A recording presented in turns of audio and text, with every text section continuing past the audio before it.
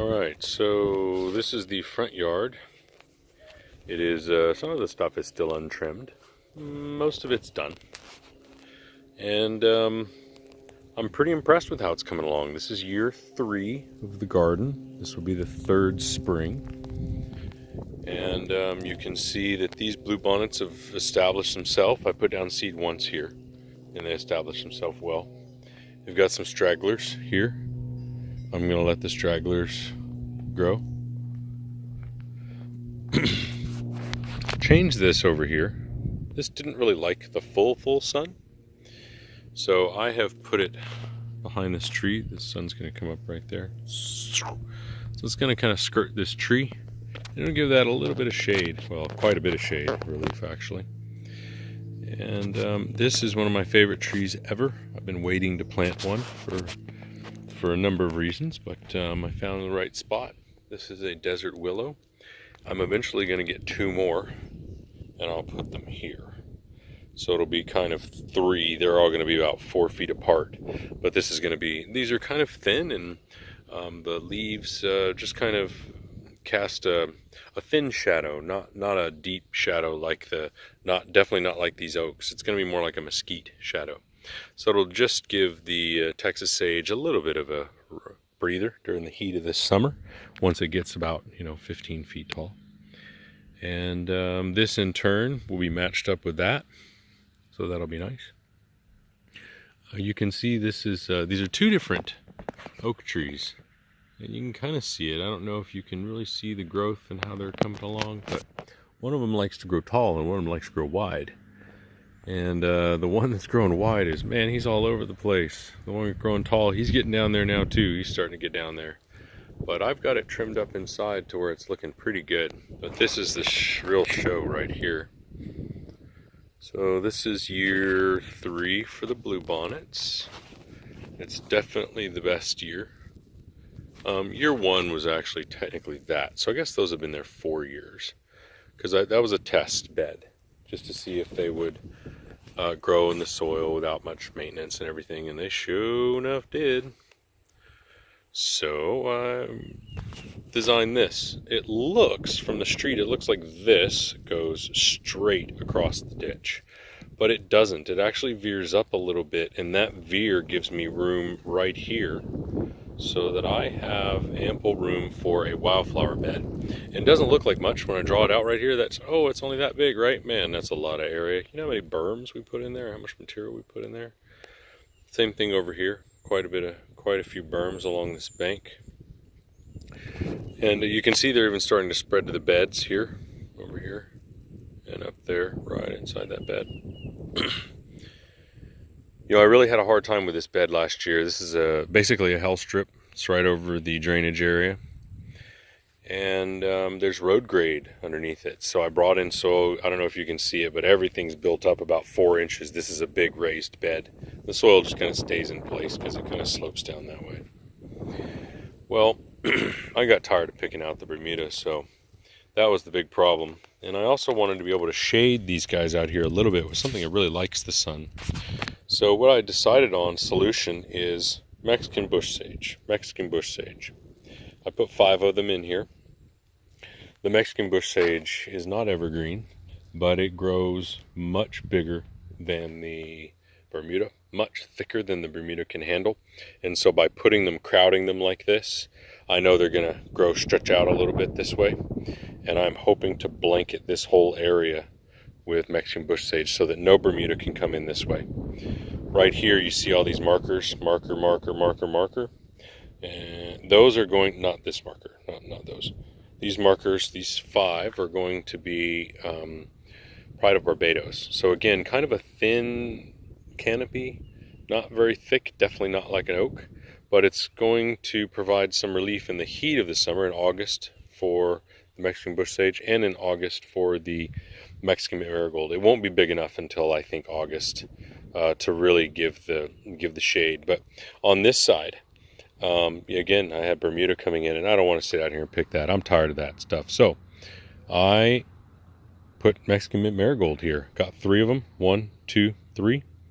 And these guys get big enough. These are cuttings that I took from my own garden, the Mexican bush sage and the mint marigold. And it doesn't look like it, but this guy's actually right on the edge of the curb.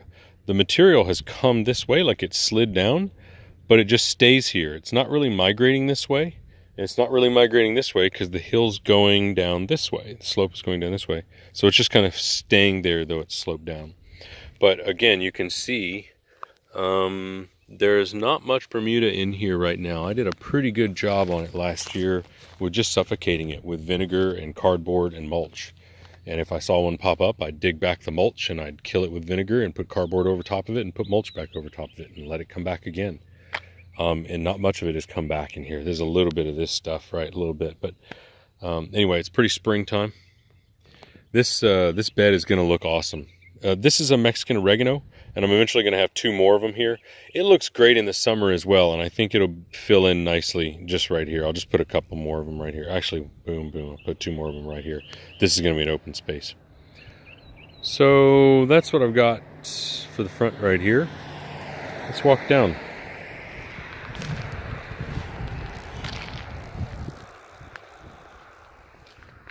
Walk down. Bluebonnets look real nice down here. Excellent.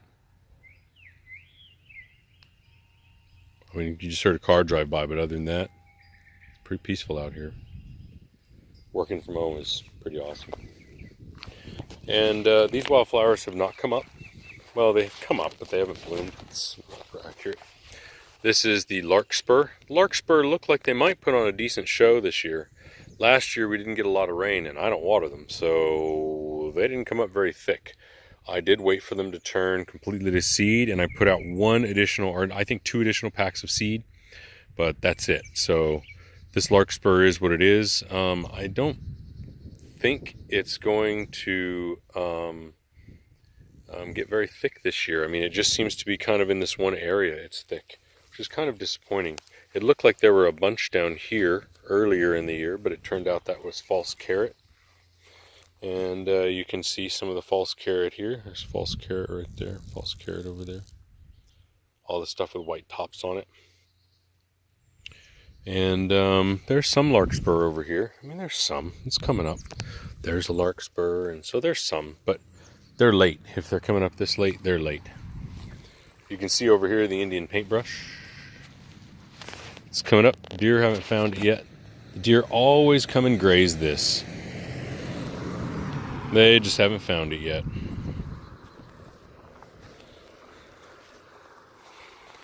And this section over here is kind of a misfit section.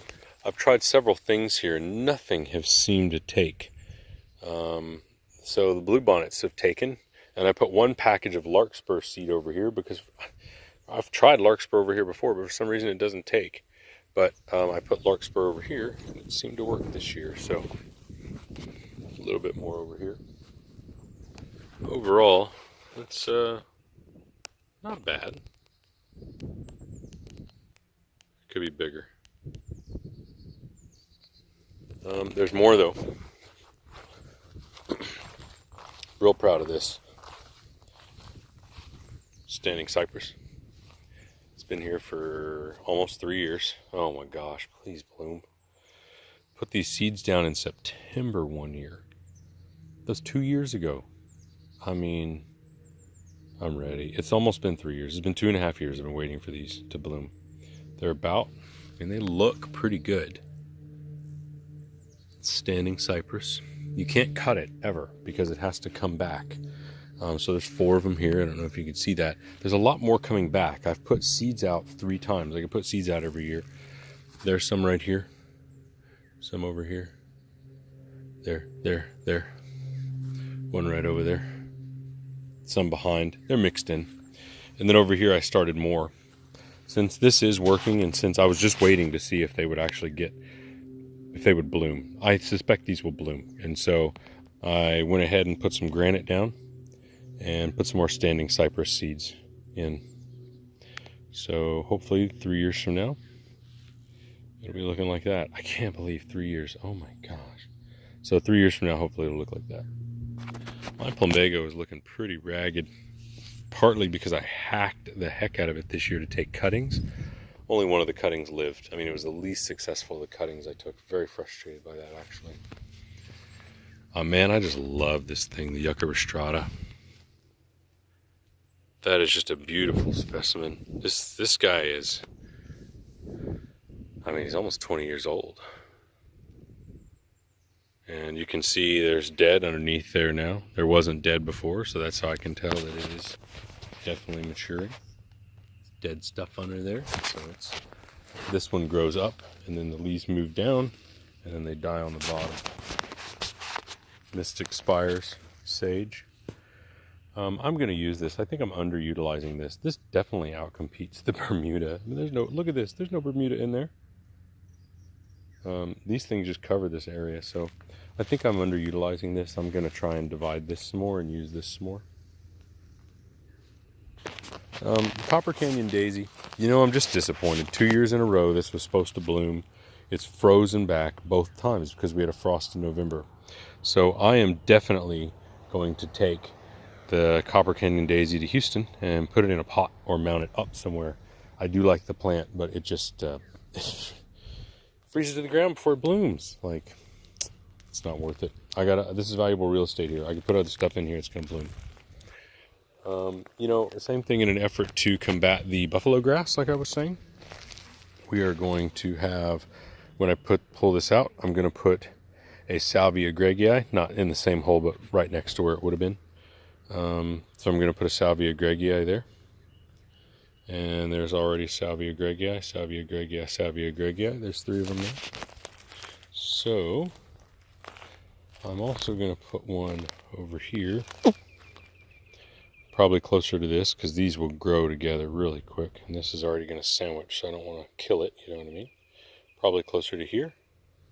That'll give me 5. I'm going to put another one over here, 6, as soon as those bluebonnets are dead. That bluebonnet is actually not going to get cut. It's going to get pulled because I'm going to put a hole right there with a Salvia Gregii. And then over here, I'm going to put a Salvia Gregii as well. One Salvia Gregii there. Actually, it's going to go more right there. Sorry, I was looking at not at the camera. I was looking at the garden. There we go. Probably about right there. And you know, these berms worked out great. You can go back and look at the other videos. These berms just worked out fantastic. And you can't tell right now, but the bluebonnets are growing on the berms. I bet you could tell if we look down one of the berms. Look, berms are here. Berms go right here. Right here. See it? The bluebonnets grew on the berm. This is the middle of the berm right here. It's between them. The bluebonnets aren't growing as well. All the way down. There's the berm right there. There's no berms down there. Those are just growing free flow. And this is really cool too. I didn't want to put seed beneath those berms. Those berms are the high water mark during a flash flood. So any bluebonnets that are below those berms have just seeded themselves, which is pretty awesome. So we've got all of those seeded themselves. All of these seeded themselves. And all of these seeded themselves. So it's moving in the right direction. Actually, these seeded themselves too. All of these. So it doesn't look like there's a lot, but there are actually quite a bit that have already seeded themselves. These seeded themselves. All up in here. All of these backing in the bed seeded themselves. And, you know, I could have pulled them up, but I'm going to leave them for aeration. Unless they're around a tree, like around the salvia, I'll pull that one up because that'll leave a nice hole that I can put some compost in. Right next to that salvia. But I'll pull it up obviously after they bloom. So it's the best year I think we've had for the bluebonnets. Now what I've done here to combat the Texas sage is Mexican bush sage, Mexican bush sage, Mexican bush sage, bush sage. Everywhere you see a rock on the border, there's a Mexican bush sage next to it. So, see them all here? They're real small. I mean, these are cuttings, eh? Look at that guy. He's so small. There's a little cutting. Didn't even have 3 leaves on him yet. This guy here is just struggling. I mean, just struggling he'll have a leaf and the leaf will fall off and then he'll come back with a leaf. So I've got more bush sage. Hopefully he makes it or else he's getting yanked. And here's the source of all the cuttings. You can kind of see where it was hacked out there. I'm going to leave that there. It's going to be a nice, leave it right there. It's a nice place to collect water. Same thing here. Bush sage will grow out to about here. So it'll cover this area. So from about here, all up this border, I've got stuff bigger than the Bermuda all the way to here. Bigger and thicker and denser than the Bermuda. It's going to outgrow the Bermuda. Well, you can see there's no Bermuda growing in here. This stuff, you can see how long it grows. You can see it's still there. This stuff from this far grows over the path, and I planted it closer. I planted it 3 to 6 inches closer. It's really going to just dominate the path, and the path is actually going to appear smaller because this is coming out, which is fine with me because I'm tired of dealing with Bermuda. So I brought a bigger bully to the party. This is a hack job right here. There's several things that haven't worked in here, and so it's been very frustrating to try and fill this area. However, I decided again I had to put something on the border to combat the Bermuda.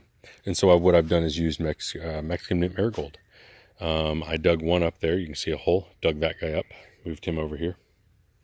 There's 2 back here still. I'll leave them there. That's fine. They'll add a little mass to this area. Kind of finish up the look. There's another one here. So this whole area in fall, from basically the lavender all the way over to the grass, is going to be covered in yellow flowers, but also all up the path. This one I didn't put stones because there's sticks sticking out of all of them. I left some sticks so I could identify them. So blam, blam, blam, blam. Here's another one. Mexican mint marigold. Mexican mint marigold. There's another one. There's another one.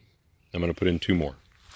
I wasn't sure if I was going to, but I'm looking up here and guess what I see?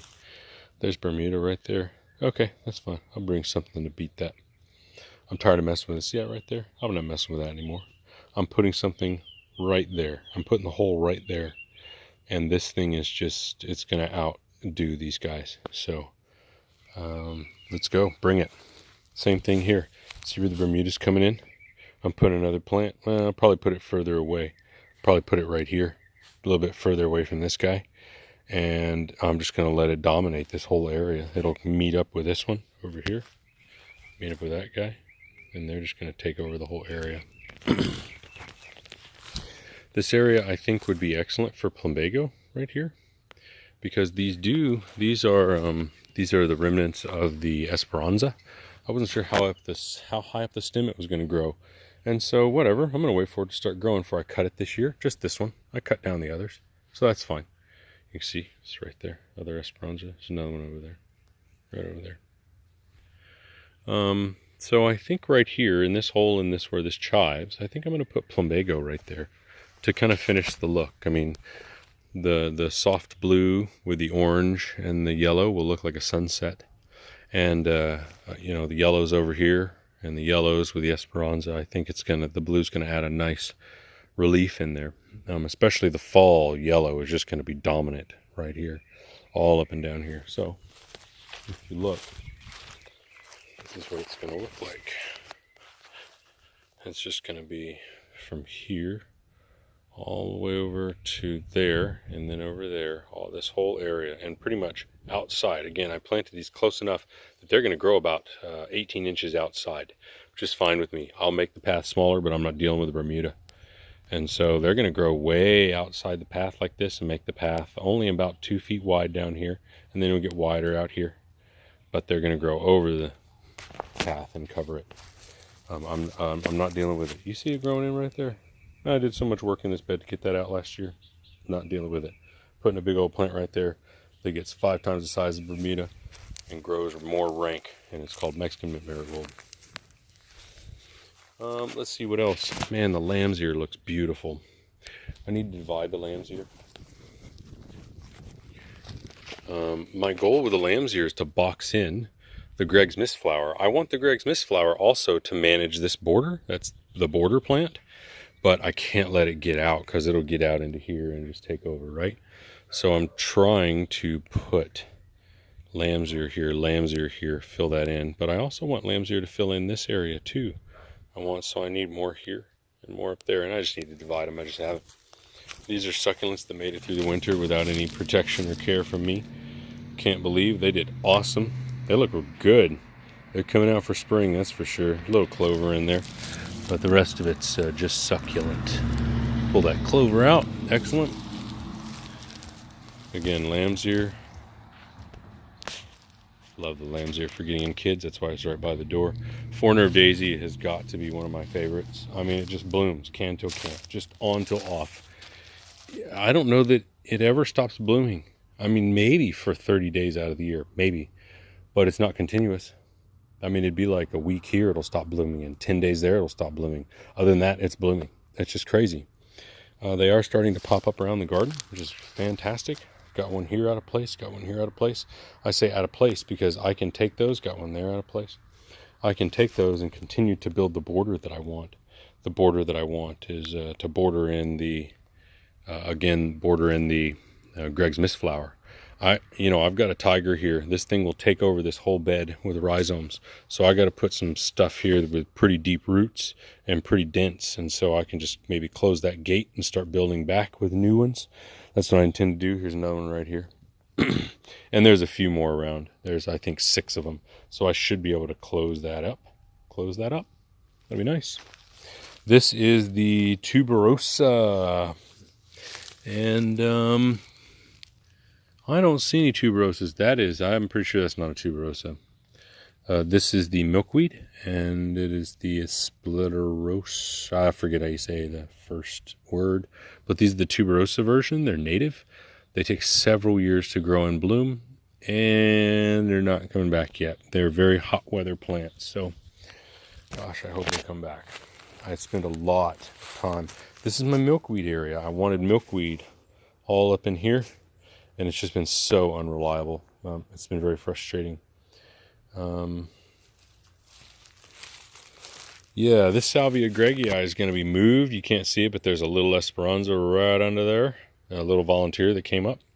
And so I'm going to take this Salvia gregii and I'm going to move it to the front. It's going to be one of the ones that goes to the front right up there.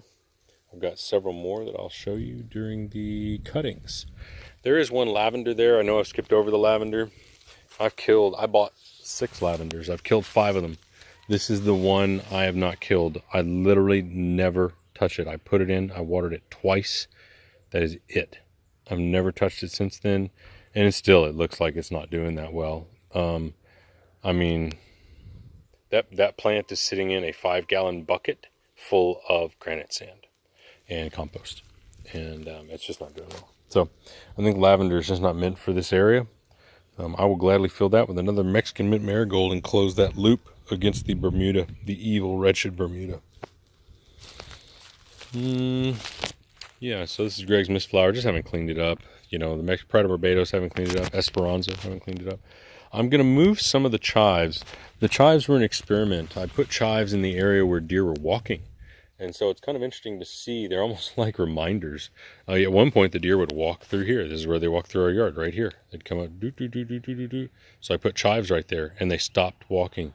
They don't like rubbing against that. And at nighttime, I don't think they could fully see it. And it's small right now. It's spring, right? This gets this big, and it fills this area, especially when these are grown. So they kind of have to walk over it, or they'd walk around it, which sometimes we'd scare them. They don't like that. So most often they come over here. That's what the lavender's doing there. And then I started driving them over. That's what that chives is doing there. Those branches brush those chives. And I'm going to leave those there because those branches brush those chives. And you can see if I'm looking at deer on my cameras or I'm sitting here at night, I will see the deer come and avoid that area, and they will avoid the lavender. They will still walk up right in here. They don't like the Mexican mint marigold, so I think having it along this path is really going to change their behavior. They'll walk through a lot of stuff, like they'll walk through it, but they will not walk through chives or lavender. I know people with fields of lavender who say that they do not walk through them.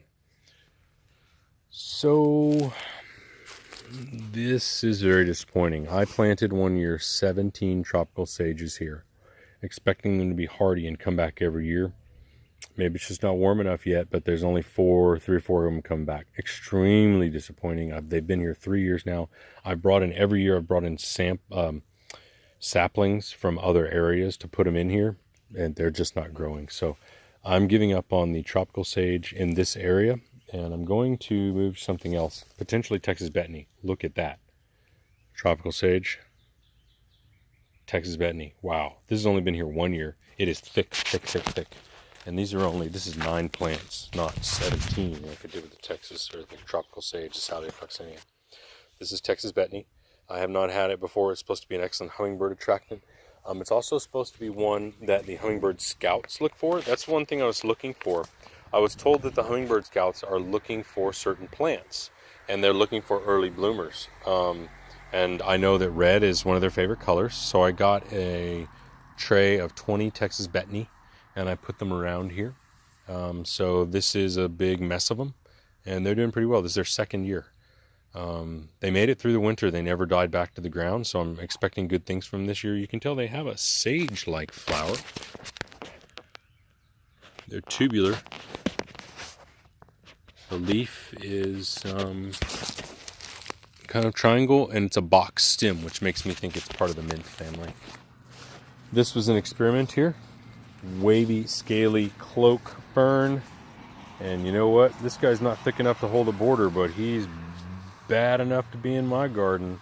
Man, I only watered this guy like less than 12 times last year. That doesn't sound like a lot, but I planted it last year. So you've got to plant, get it started. I didn't water it for 30 days at a time. And I'd come out here and it was like laying on the ground. So I'd give it some water. It's made it through the winter, and I'm going to cut out some of the dead foliage, but it's coming back. New growth. I'm going to go get a couple more of them. Again, I don't think it's going to hold the border against Bermuda, but greeting people with a fern here would be an interesting look for an arid landscape. This is also an interesting look for an arid landscape. I find these succulents, these pots are just kind of here to add a little flair. And I'm going to put succulents in them. This was an experiment. I put succulents all over here to see what would grow.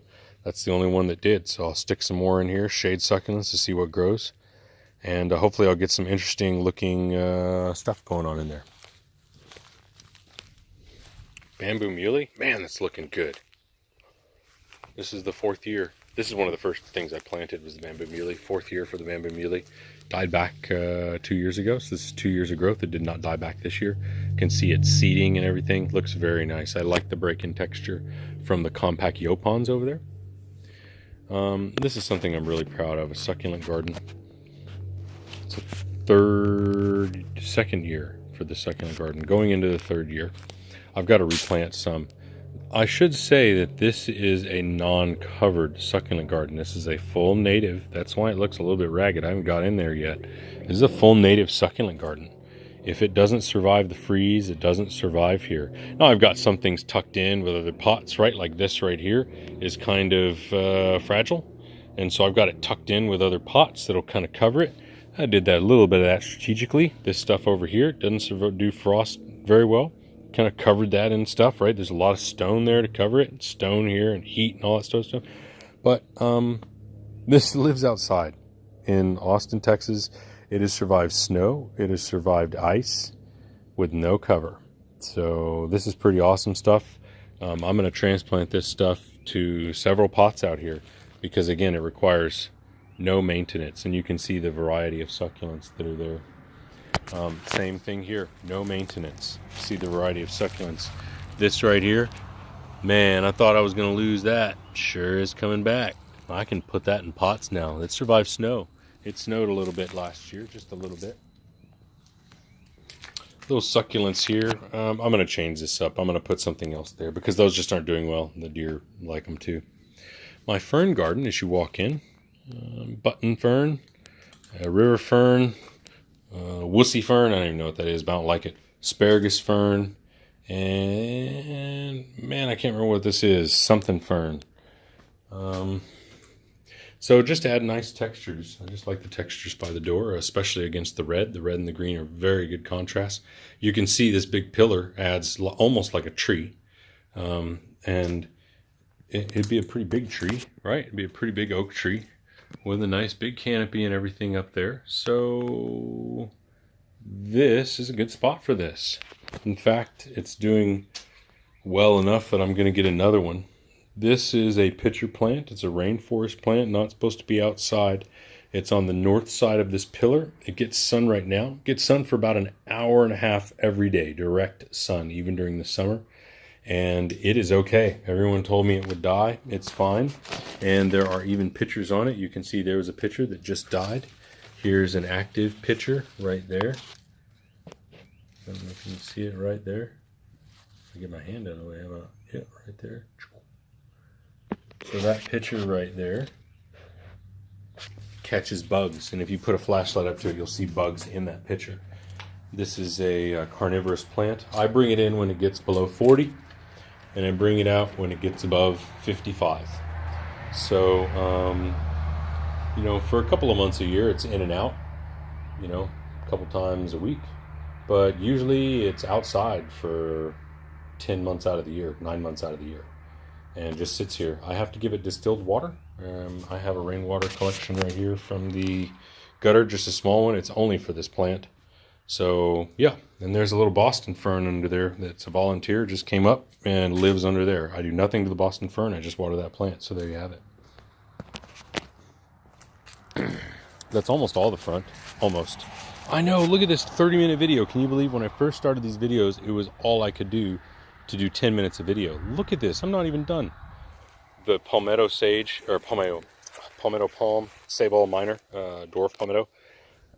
I want to get 2 more of these, possibly divide this one, I'm not sure. But these are extremely slow growing, and I know they look very impressive when they're massed.